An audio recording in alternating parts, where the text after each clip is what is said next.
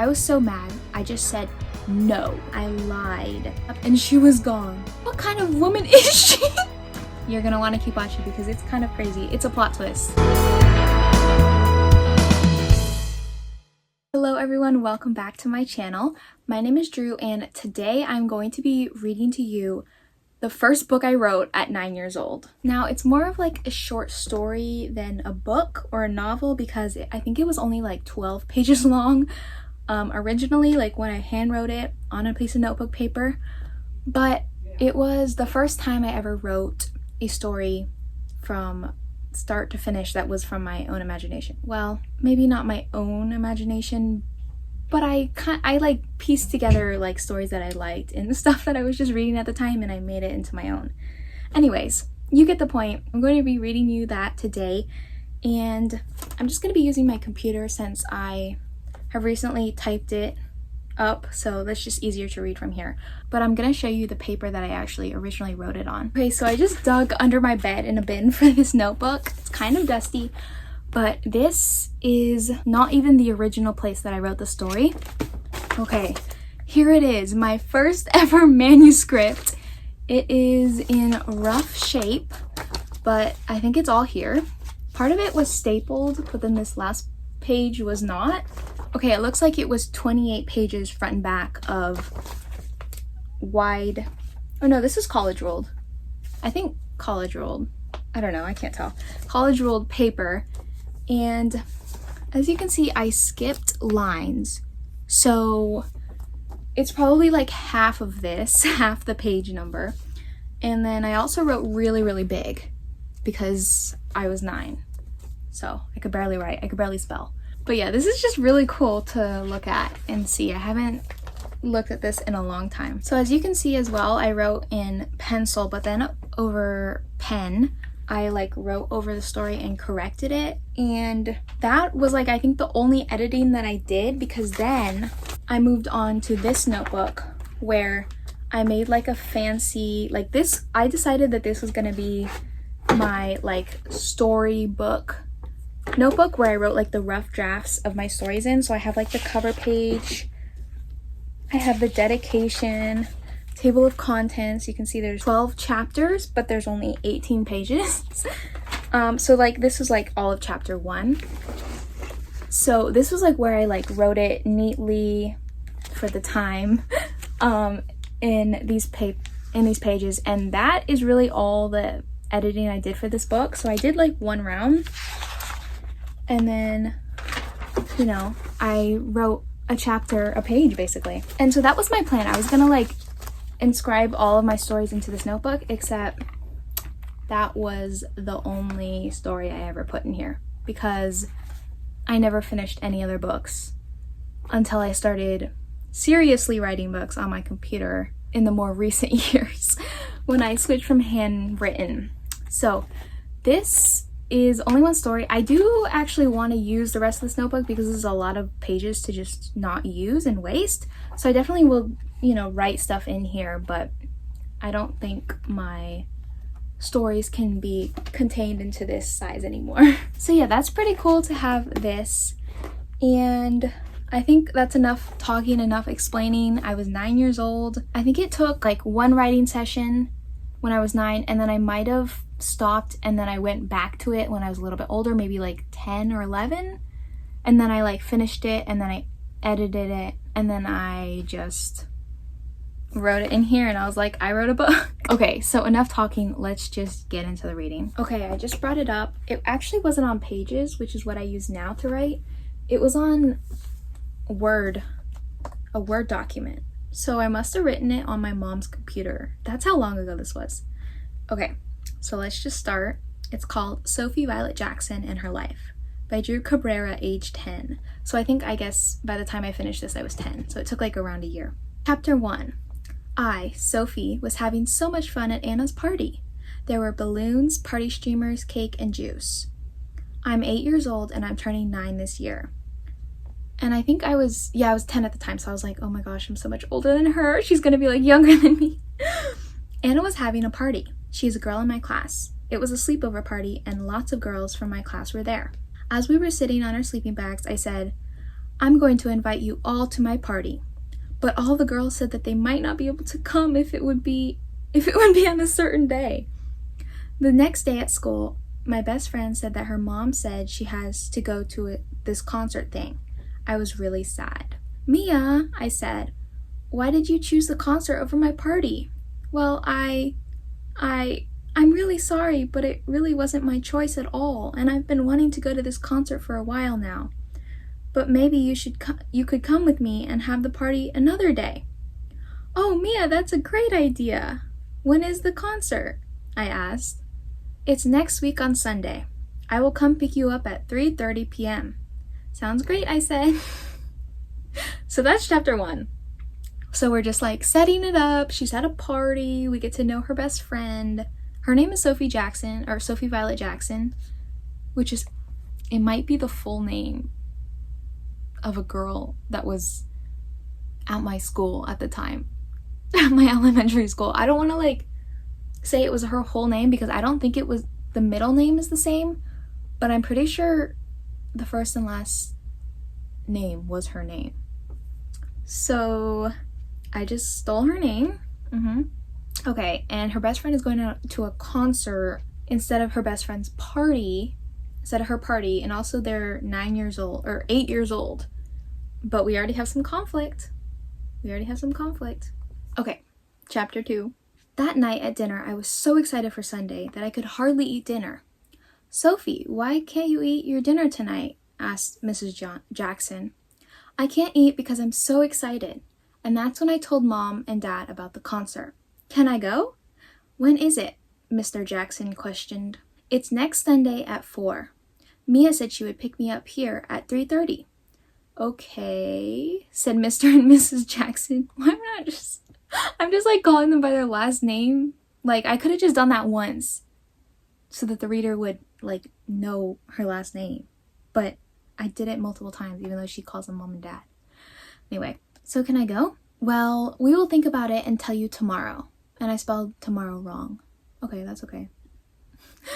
The next morning, I was bursting to know if I could go or not.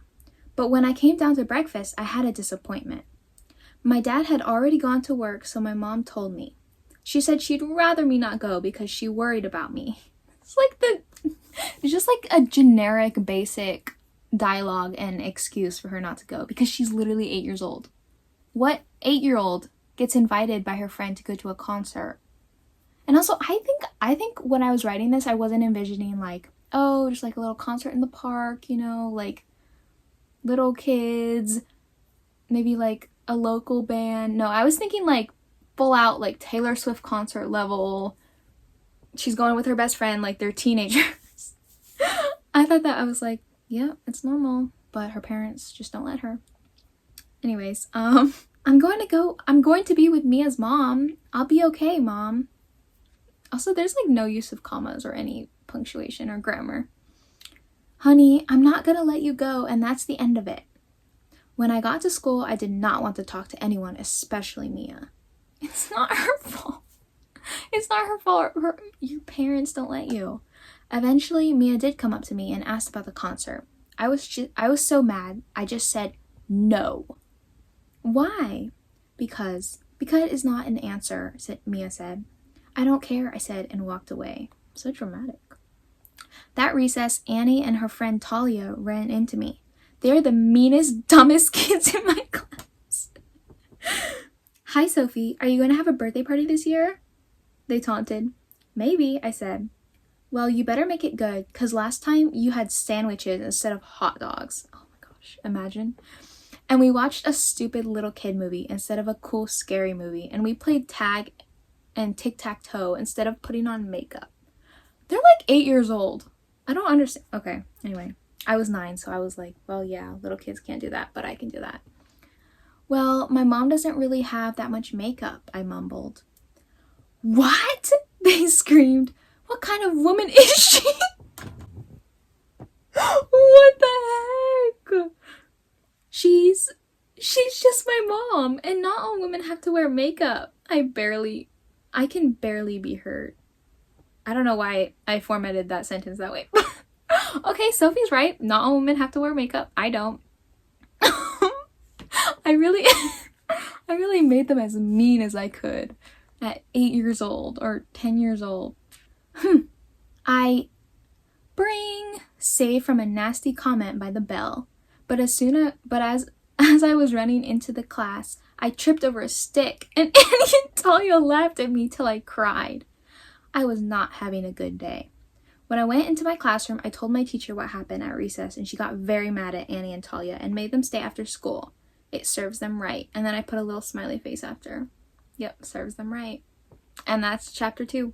Okay, chapter 3 is probably the shortest chapter. It says, after school, my mom and I were planning my birthday party.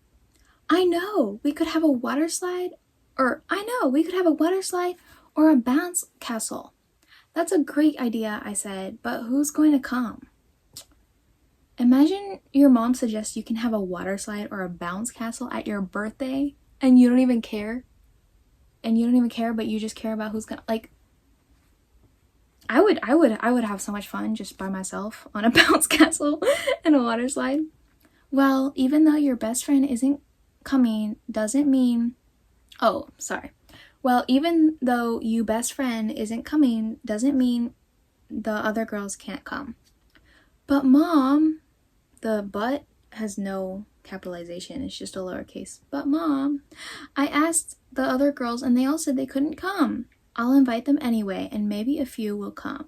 And even if no one comes, we will have our own little party and it'll be fun. Yeah, right. It'll be fun. Sometimes Mom can be a little crazy because she's pregnant right now. Okay, just dropping in some information. So chapter 4.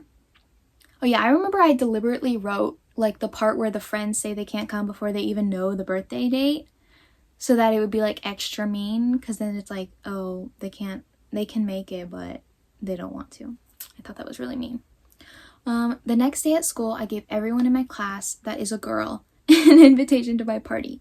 Here's what it said. You are invited to my 9th birthday party. We will have cake, pizza, and a pool party water slide with a bounce castle.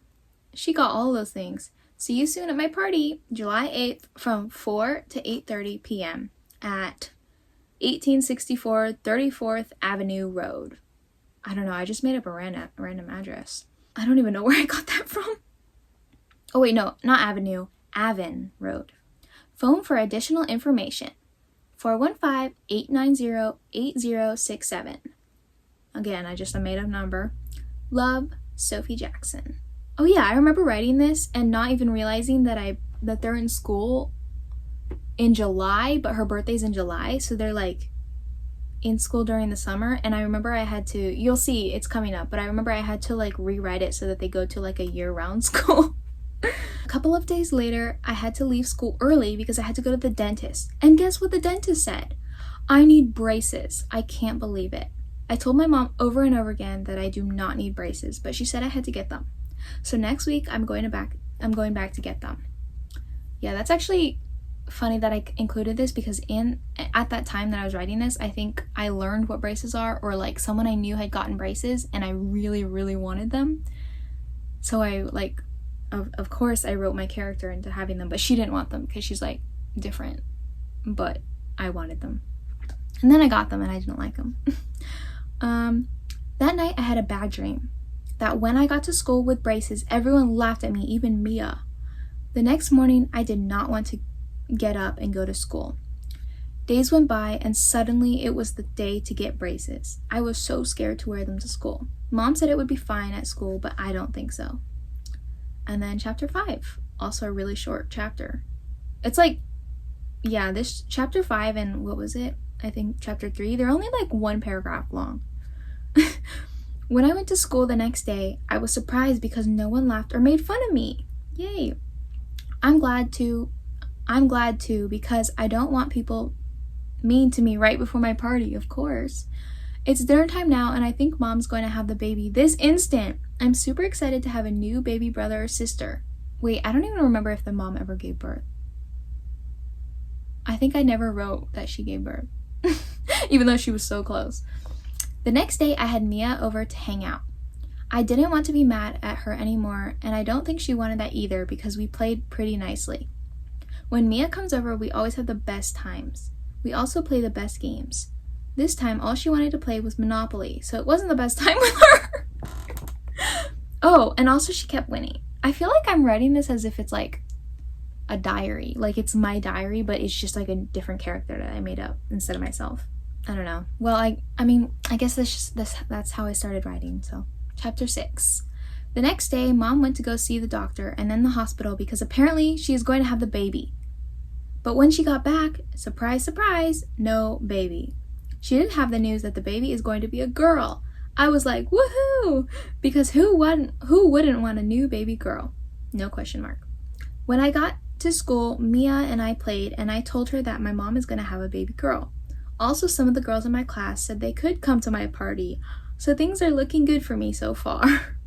Oh, I almost forgot.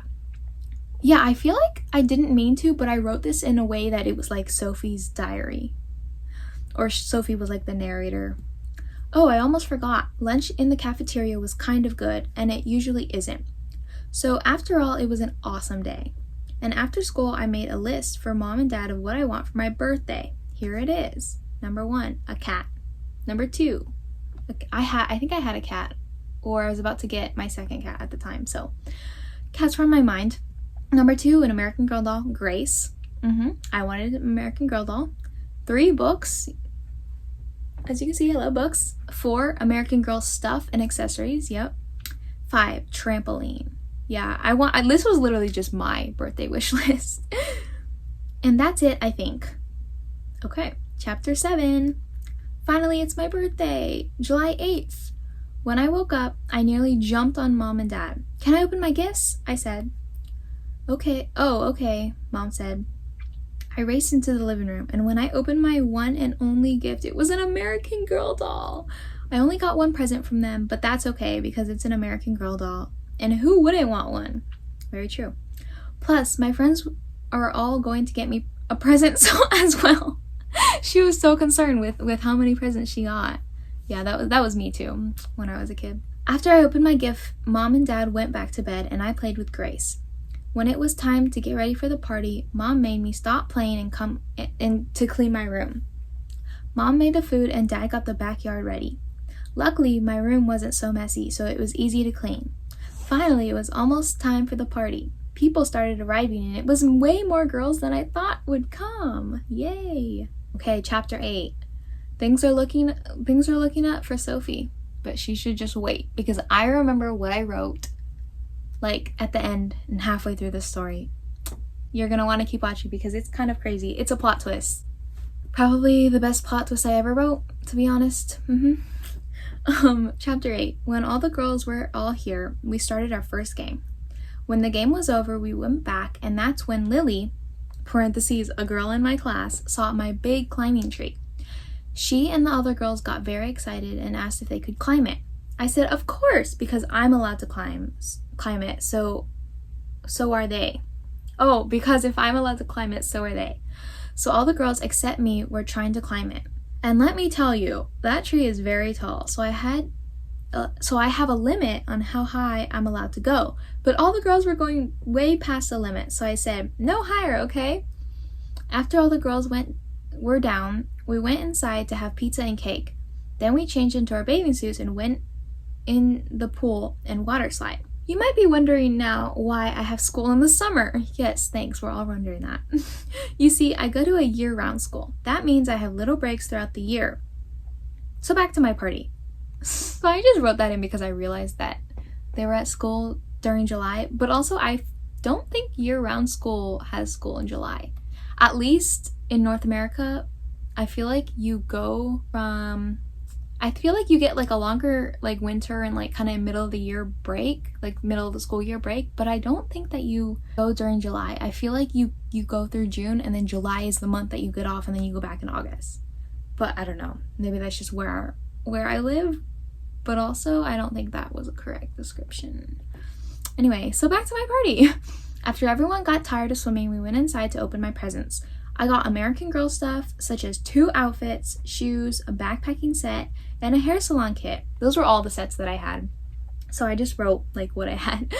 All that was from just 4 girls. The rest gave me Beanie Boos. We were obsessed with those at the time, me and my friends.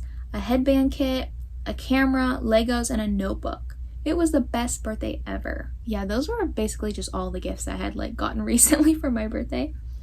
Oh, and at the end of the party, they got to take home little bags of candy. Everyone enjoyed the party, but Annie and Talia never came. I did not mind it though. Were they even invited? Like, why would she even invite them? When all the girls left, I went to the backyard to climb my tree. When I got to the top, I discovered something. I picked it up, and it was a little white notebook. Plot twist coming. And on the front, black letters spelled Naomi. Naomi?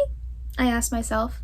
I'll give it back to her at school. It probably fell out of her pocket when she was climbing the tree. But I was dying to open it, so I opened the book, and it was very surprising what it said. End of chapter. Okay, so this is when like the mystery part of the book starts. For some reason, it turned into a mystery book. Chapter 9. I looked closer and tried to make out what it said, but it was in a secret code. I really wanted to uncover it, so the next day I did everything I could, but it just didn't make sense. Instead of like sense, like making sense, I wrote since, like since the beginning of time. That night I had a dream about uncovering the code. The next day I had to go to school, so I planned to work on the book after school. When I arrived at school, Naomi came running up to me and said, I think I left a small white notebook at your house. Do you have any idea where it could be?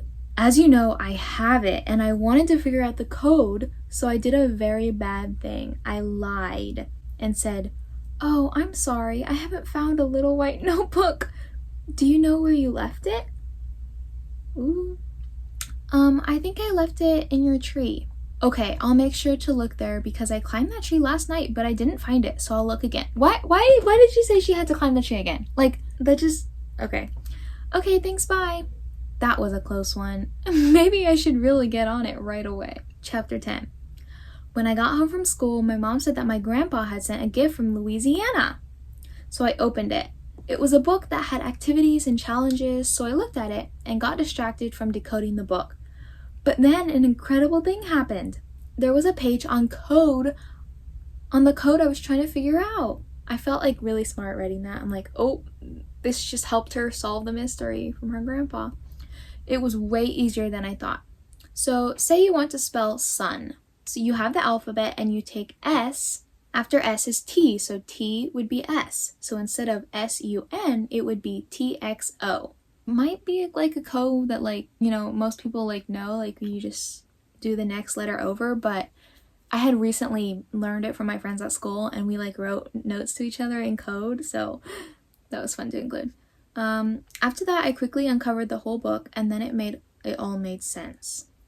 Naomi was not human anymore. She was actually dead. Before her mother and father and her all lived in Texas. Naomi and her family moved, but on the move, Naomi got sick and died. What is this? This is not the 1800s. Her mother was an enchantress, okay? So she turned Naomi into a human ghost. When they got to California, her parents died and she got adopted by some nosy thieves. Yeah, those nosy thieves. I probably took like that word nosy thieves from the Nancy Drew books I read because there was always like thieves that were like getting into everything. When she goes to school, she writes down information for her mother and father. That's why she needs a notebook so much, and that's also why the writing is in code. Now it all makes sense. Yeah, totally. But why does her new family want to know about what Naomi does at school? And why is she? And why is she? That was the question. How is she a ghost? I have to find this out. There has to be an explanation. Somewhere, somehow. I thought it was so mysterious writing this somewhere, somehow. Okay, I feel like, yeah, we're in the last page and a half of this book. The last 2 chapters. I don't think I ever answered these questions that I just brought up at the end, but that's okay. The next day, I quickly wrote down a note to Naomi in code and put it in the notebook in her cubby. Oh, it was like elementary school, so we had cubbies. At lunch, she came up to me and asked me how I knew the code. I told her about my grandpa giving me the book and how I figured it out. And she said and when she asked for it, I didn't give it back, and that was wrong of me, and I'm sorry. At least she confessed. At least she apologized. Then she asked me if I could keep a secret. I said yes because I already knew a lot about her.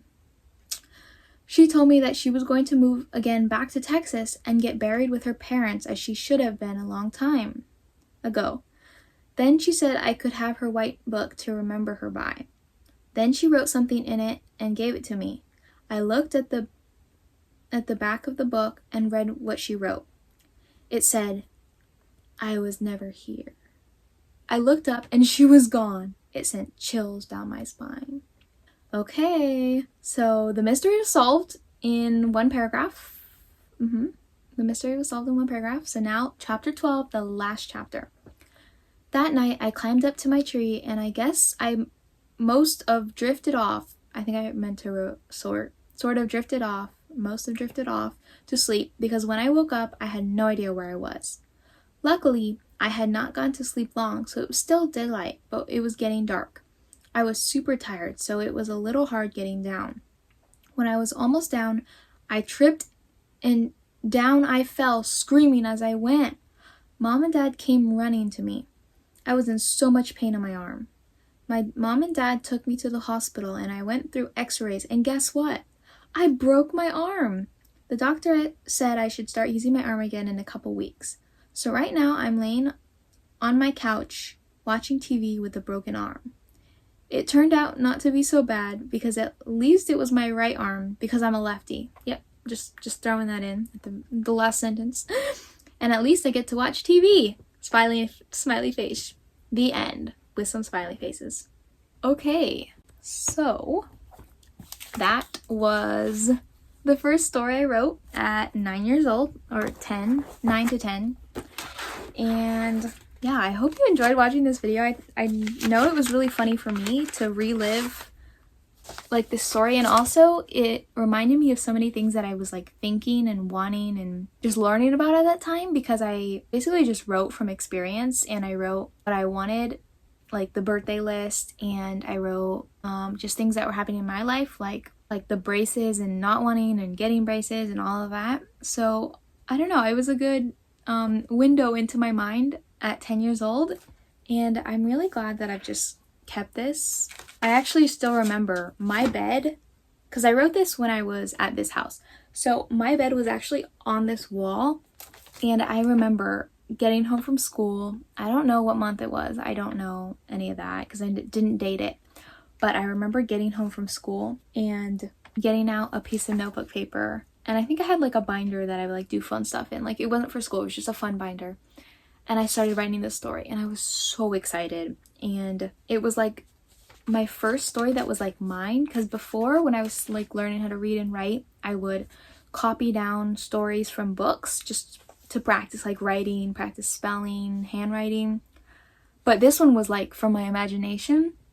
So I remember I was just laying right here towards my door, which is over there, and I was just writing this, and I was so excited to tell my parents that I had started writing my own book. And here it is. I guess I always knew I was going to be a writer, so I kept this. And yeah, I still get that excited feeling when I start a new book and when I'm writing them. Although it can get really hard sometimes, but I am mostly excited. Okay, so thank you all so much for watching. I hope you enjoyed this. You can check out my other videos I have on reading vlogs, writing vlogs, just some book content, writing content. Let me know down below if you want more videos where I like read my old stories, because I definitely have more books or stories that I haven't finished, but I definitely have a lot of funny ones and kind of crazy ones like this, where it like was just a regular coming of age story, and then all of a sudden it turned into a murder mystery that only lasted a page. But yeah, so, or not a murder mystery, well yeah, I guess she did die, so it was like a ghost mystery. So thank you all so much for watching. Make sure to comment down below if you want to see more reading my old story videos, and I will see you guys later. Bye.